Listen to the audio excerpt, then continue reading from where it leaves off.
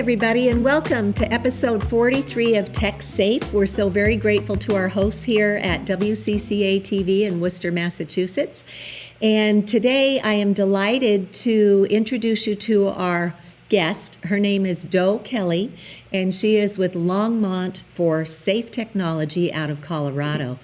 Doe, why don't you tell us what your background is in and how you came to understand that we need to be very careful with man-made radio frequency radiation? That Cece is such a long tale, but first of all, thank you for inviting me to be on this call.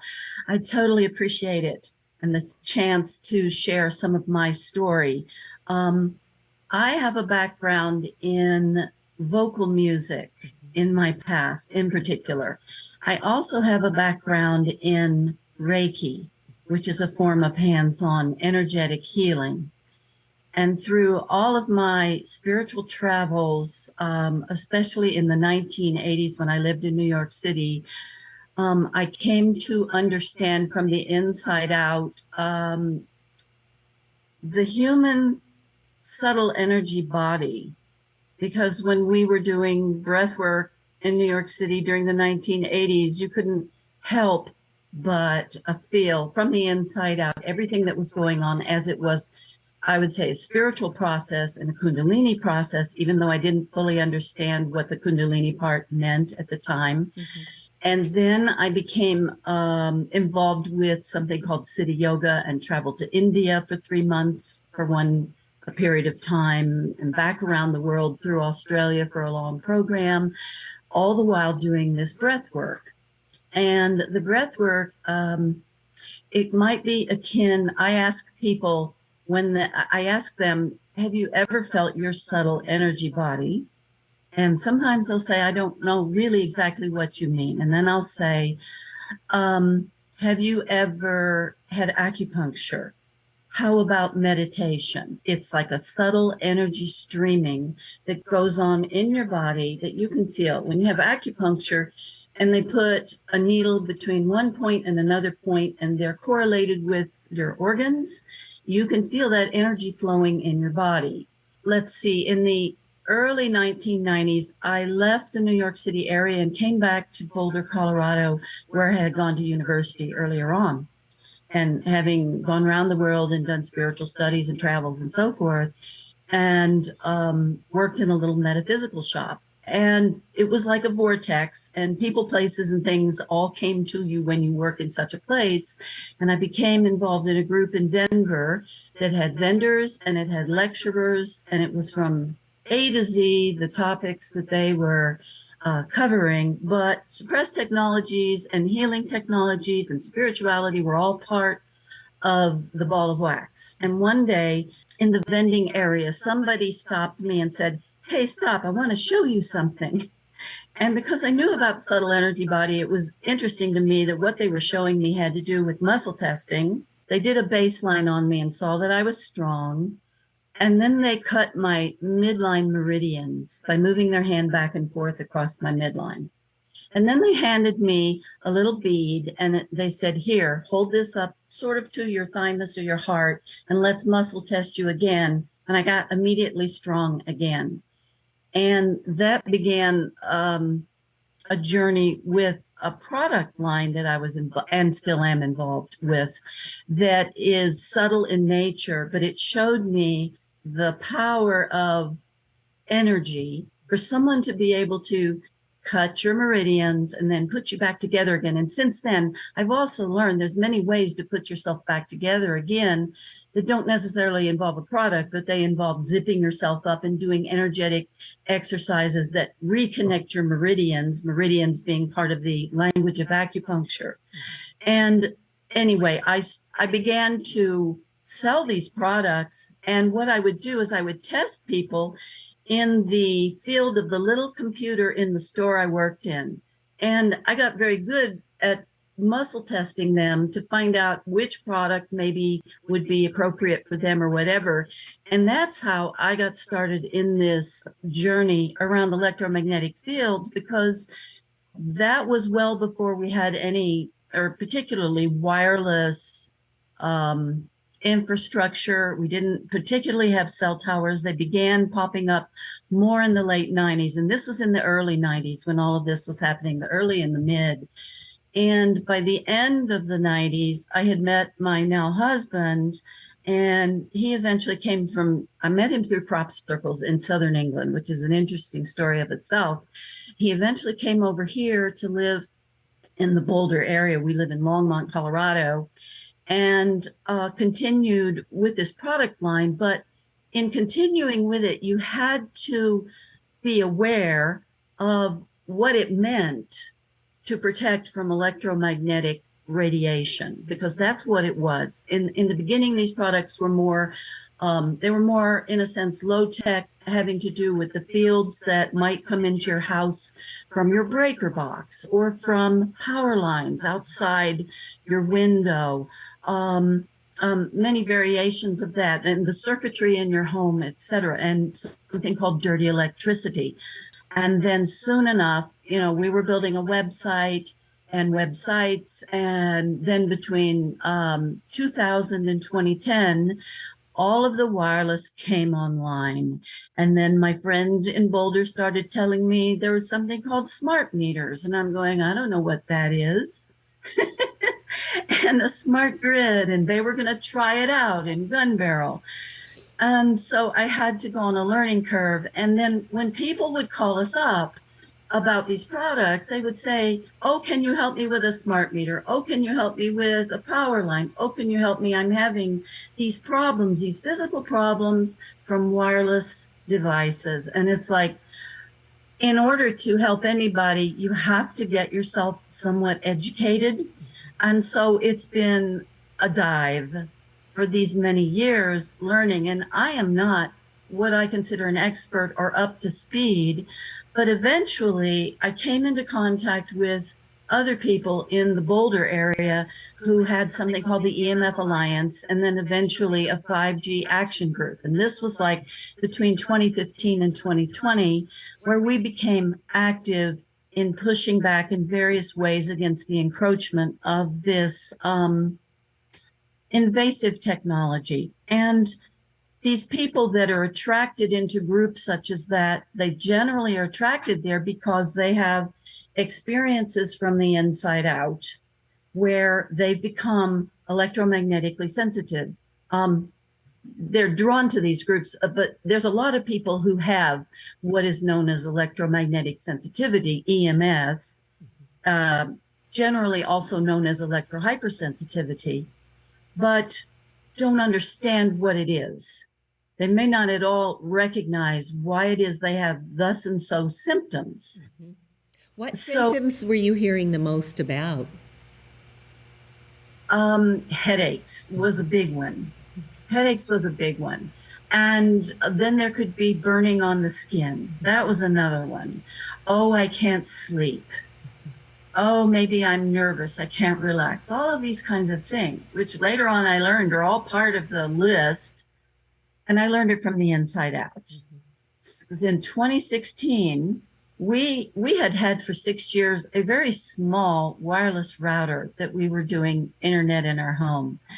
And in Longmont, they brought in something called the Next Light, latest, greatest, fastest internet service of fiber optic to the premises, to your homes. And so we said, yeah, we'll take it. And what happened was they put the router in our living room, and we were going to have wireless because it didn't seem it. In hindsight, it actually did bother me a little bit, but it didn't seem like it was going to be a problem. So we had the router installed. And then when they flipped the switch, on the day they flipped the switch, on the very moment they flipped the switch on, and it began to wirelessly broadcast in our living room, I felt it all on my subtle body levels. And I had a Reiki practice, so I was doing a lot of Reiki, so I was extra sensitive. And it's like I knew I was in trouble, because what I felt was, on the subtle levels only, was nausea, was vertigo, dizziness. And then as it proceeded through the rest of the day, it became much more gross. It was burning on the skin. It was burning on my head, burning on my chest, burning on my hands exposed. as I then worked on the computer, burning and in pain, trying to figure out what was going on, because I already knew what was going on, but I wanted the confirmation. And 2 months before, my friend had sent me Jeremy Johnson's video, his TED Talk. And I went, okay. And immediately I landed on Jeremy Johnson's page where he was talking about Xfinity's an internet provider, and we had Xfinity, i.e. Comcast. And we also, interestingly, had a brand new Comcast router that had sat for a year in our garage. Was our internet going to give us the same speed at the new internet as this old Comcast, which was their new router, would do? But we turned it on, did the speed test, and forgot to turn it off. So I got baked for the rest of the day until we figured out better turn that other guy off. And I was baked. I was microwave injured, and what we're finding in our environment is low-level weaponry. They're weak fields. People will argue, like our city council member who brought these things in here, the smart meters, she will argue that they don't have an effect, and she's bloody well wrong. Excuse me, that's the Brit in me talking. No, you're right. So much disinformation has been given. They will say that you have to have heat from a device in order to have harm, and we now have thousands of peer-reviewed studies showing that our government still allows this much radiation, and the biological effects, as you describe, are happening at the non-thermal, low-level, non-ionizing levels of man-made radiation. So we have a lot of public servants who simply have not been given a balance of facts. And as we know, the FCC has been sued for ignoring 11,000 pages of evidence of harm. And the panel of 3 judges found them guilty and told them they need to go back and revisit against current science, and they didn't give them a deadline. So I understand through the attorneys who worked on that case that these things generally take like 4 or 5 years to play out after the courts have made that remand to the agency. So we are headed into year 4 on this, but there's no cavalry coming to protect us, our children, our pollinators, or our communities. So I'm so very grateful that groups like Longmont for Safe Technology have taken an active role. And Doe, can you walk us through what you guys have been doing in your community to try and bring awareness and solutions? Well, it's so interesting. You're inviting me to come on this call. I sat down last night and I made little notes, and I just was trying to walk myself through a timeline to understand what we've been doing, how I got here to where I am now. And knowing that the 5G group that we had going out of Boulder,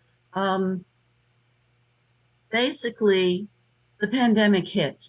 And so the activism that we had begun in Boulder and around Boulder went down the tubes when lockdowns came and so forth and so on. But our city council then in Longmont went to meetings online. And actually, in many ways, that was a lot easier. Because before the lockdowns, I and 2 other people that were connected with this group had been invited to come to our city council to give a 9-minute dissertation on microwave energy to the council, knowing that they were considering smart meters. We had learned this.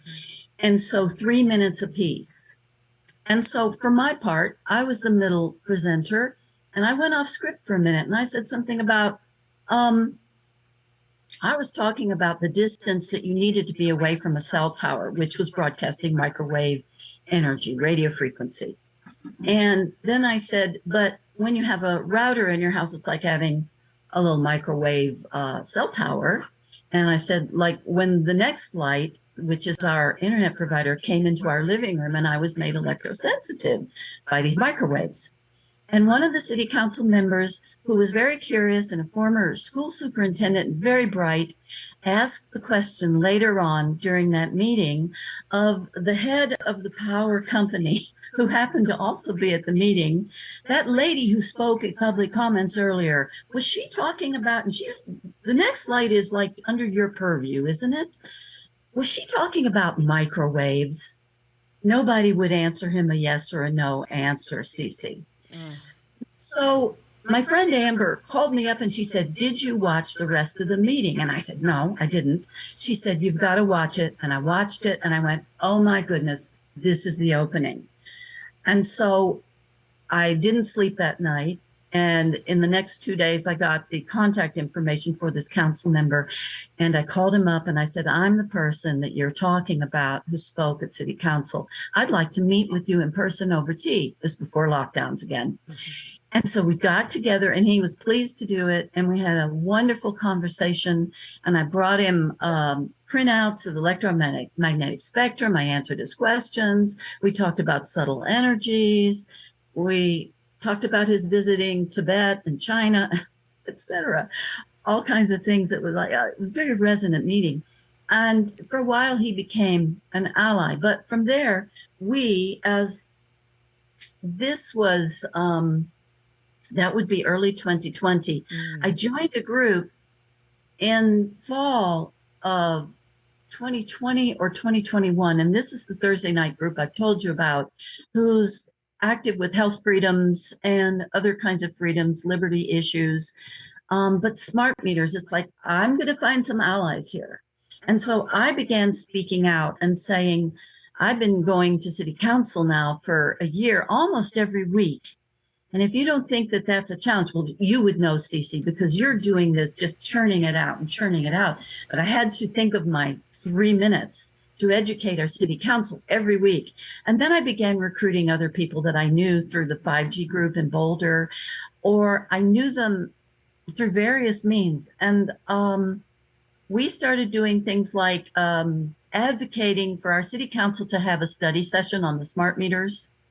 And we have an expert in our community, which the greater community, including Boulder, is Tim Sheckley, who was in on the inception of smart meters. And so we had them invite Tim. He was a known entity. By this time, however, Cece, they had made up their mind. Long story short, we had Tim's study session. 2 people from the establishment were on either side of him, someone from industry and someone from the health department who had no business talking about health effects of the meters. When we knew that this lawsuit with the FCC was ongoing at that point, and I repeatedly warned city council what was going to happen, and eventually it did, which was the FCC was ruled against by the judges, as we know. So we kept on with our campaign, and we did a smart meter town hall online, and you were one of the presenters, and Ola Johansson was a presenter who's an expert from Sweden and talked about the pollinators. You gave an overview of the EMF, and Tim Sheckley came on and we had a conversation about, it was just Tim and I get on the phone sometimes and we have these remarkable conversations. To me, they're remarkable because I learned so much from him. And when I asked him to come on this call, he said, "Oh no, I don't know." I said, "Tim, all you have to do is open your mouth and have a conversation with me like we do on the phone." And he said, "Oh, well, all right." He came on, and Susan Foster, who I had somehow become acquainted with because I saw online that she was living near to where we are, and I reached out to her and we became friendly.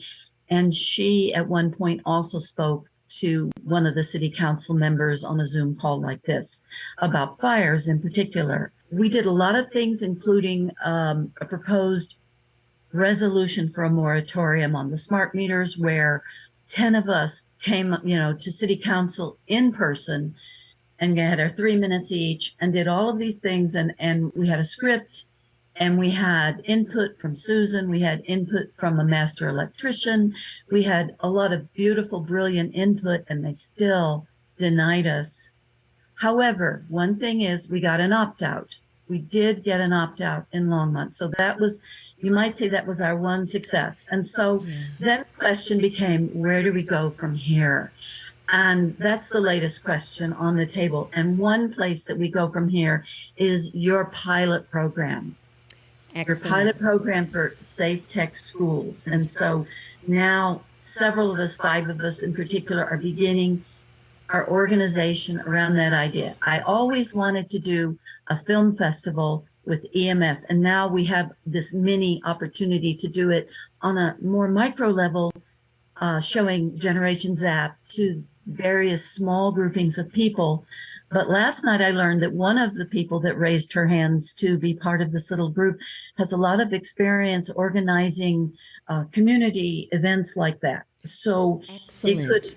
yeah, it could go larger. And she gave me this whole outline last night. Oh, fantastic. Yeah, I think one of the hard lessons I learned on my journey is don't go it alone. So the fact that you have a group of people already forming to help get information first out to the community before we go to the schools is critically important, because I learned that one voice can very easily be swept under the rug by extremely busy public servants. So I love that concept. Back in 2015, 2016, here in my little town of Ashland, Massachusetts, we became the first in the nation to do a 6-part documentary film and discussion series at our public library on the health effects of electromagnetic radiation. So I'd be happy to brainstorm with you guys too on that. I know many of the world's leading scientists just came out with a new documentary called the Digital Dilemma. We know that there's already a film out called The Social Dilemma, which is the folks who started social media out, in Silicon Valley. They are now saying it is being used for things that they never intended. And it's actually warning people against social media. So now we have this Digital Dilemma film that's presenting the facts and the science on radio frequency radiation. So that will be another great film to roll into the fold when we start these conversations in our community. And the program that Doe is referencing is I reached out across the nation, across North America, and asked for 10 volunteers who would champion tech-safe schools in their community. And with a grateful heart, Doe, you stepped up and are now organizing with parents and others in your community to see what we can do, because this is not rocket science to fix. There are things today that our schools could do to drastically reduce the amount of radiation being pulsated. One, you can simply turn down the power level, because when we get all of our devices shipped to the schools, they are set at the factory for full tilt. And now we know that you can turn down the power levels by 90% plus and still have connectivity without emitting that much radiation. You can also adjust the beacon signal way down for how often it pulses and still have connectivity, but without so much radiation. Your IT departments can do that today at no cost. And then that's a great first step as we transition over to the real solution, which is to hardwire our technology. And all of the wireless access points, if you look at the underbelly, they have Ethernet ports in them. All you have to do is drop a cable down to task level and then use an Ethernet switch that allows you to plug in all the kids' devices and then just go into the settings and turn off the antennas. It's critically important to have a radio frequency detection meter in hand, which I know Doe just got hers as part of our pilot program. It's the Safe and Sound Pro 2. And not that we're pushing this device, but we trust this device because it was recommended at the EMF Medical Conference, which, by the way, is now online, available at no charge for anybody in the world to be professionally trained on how to recognize, diagnose, treat, and most importantly, prevent microwave illnesses. And so this is a good, highly calibrated, third-party certified meter. And you really do need to have one in hand, because otherwise the industry is promoting their Internet of Things, and they're forecasting that we're all going to have 200 wireless devices in our homes. So they're putting these antennas in every electronic that we buy today. So we go ahead and test and then identify where these antennas are and start turning them off. And we know that a lot of schools are starting to do cell phone policies. The ones who are most effective in keeping the children's attention on the schoolwork are doing bell to bell. And there are ways to address the parents' concerns that if there's a shooter in the building, I want my kid to have their phone, but you don't want your kid to have the phone on and looking at that during a crisis. You want your child to be trained on the adult in the room that's going to keep them safe. And then when the crisis is over, then you can give them their cell phones and they can, of course, contact their families. So, Doe, we're so excited to kick off this pilot program. We just have about 1 minute left with our interview here today. Are there any closing words or encouragements that you would like to give? I'd like there's a point I want to make here is like when I said from the inside out, this book that's making the rounds, that's helping in the push to get cell phones turned off bell to bell in schools, called The Anxious Generation.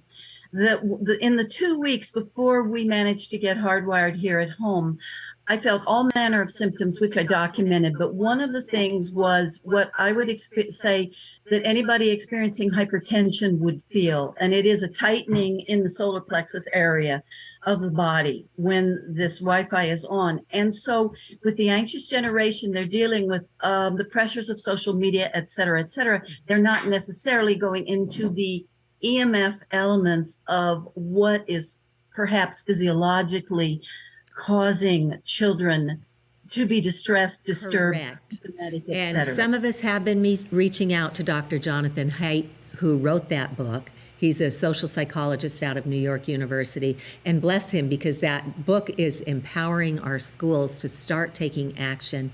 And now we just need to follow on and say, when you store those cell phones, make sure that they're off or put in a container that's made of all metal and it's sealed, like a little metal garbage can with a lid on it. That will keep the radio frequency from pulsating out.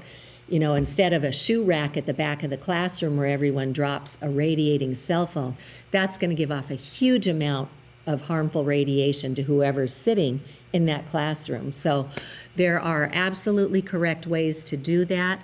And every month we do free public education webinars through Massachusetts for Safe Technology. We will be posting our December date in the coming weeks. So feel free to go to the events page at Massachusetts for Safe Technology and come along and learn with us. We have toolkits through Tech Safe Schools. We have toolkits through Americans for Responsible Technology that teach our schools how to have whatever level of technology they deem is appropriate. Mind you, other countries are already taking tech out of the classroom because it has interfered with the learning process. The Netherlands, Finland, Sweden, they realize that ed tech made promises that they've not been able to keep. So, Doe, I'm so very grateful that you came with us today. I know we could talk for hours about this, but I hope this produces a piece of media that you can then use in your efforts in Longmont, Colorado. Thank you, Cece. And I just want to say to anybody listening who's involved in this effort is you may perceive that you're not getting what you want. You have to persevere. You may have to take a break. I broke my arm in order to take a break. Take a break. It's finally coming back. Yeah. It's good. It's good. Blood, sweat, and tears. And then you double down and maybe you go a slightly different direction. We're going to do the Tech Safe Schools project here, but that's educating on a larger scale. And you get the feedback from your community. I already did the other night from someone in my HOA. Excellent. I heard there were a lot of people against the smart meters. So how do you know that? Yeah. Oh, I saw the flyer. Excellent. The flyer out. Keep it up and take care of yourself, because if you burn yourself out, that does nobody any good. But Doe, we're out of time. Again, thank you for joining us at Tech Safe in Worcester, and everybody have a Tech Safe day. Thank you.